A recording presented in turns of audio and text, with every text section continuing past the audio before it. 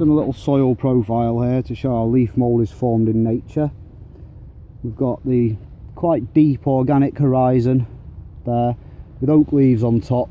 Oak leaves are actually form quite an acidic leaf mould, so they're great for your ericaceous plants, but most broadleaf deciduous trees produce a neutral leaf mould, and a mixture's fine. That's sort of standard really.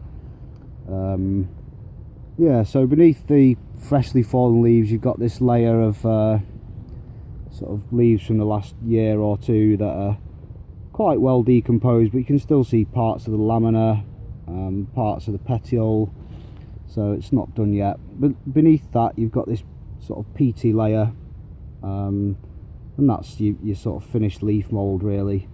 And beneath that you've got this very dark, it's humus, it's just like a very friable soft topsoil. And all of these stages are useful in the garden. Younger leaves are good for top dressing and as a soil improver and mulches, but it's this peaty layer really that you'd be wanting, I think, if you'd be aiming for if you're making your own leaf mould.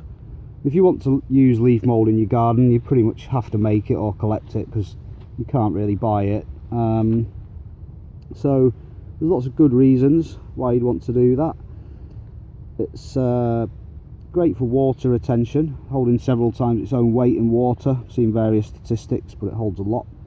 Trace elements and nutrients are withdrawn from leaves before they drop, but sort of trace metals, a lot of trace metals persist and they'll get into your leaf mould. It's got a very high cation exchange capacity, increasing the availability of nutrients to plants, particularly magnesium and I think calcium, but various trace metals. Good for soil structure. There's still a bit of food in this well-rotted leaf mould for the fungi, so they'll send out these root-like mycelium, which can break up compacted soils, and coming off the mycelium like little root hairs, you've got hyphae, and they'll bind together small soil particles, giving you a good crumb structure. You also have potential as a potting compost when it's well rotted, sort of 2 years or more old. It's virtually free of weed seeds and pathogens, or at least viable weed seeds, so it makes really good seed compost too. And finally, it can look really good on the garden as a backdrop for plants. You know, it's quite a rich, it makes your soil look good basically.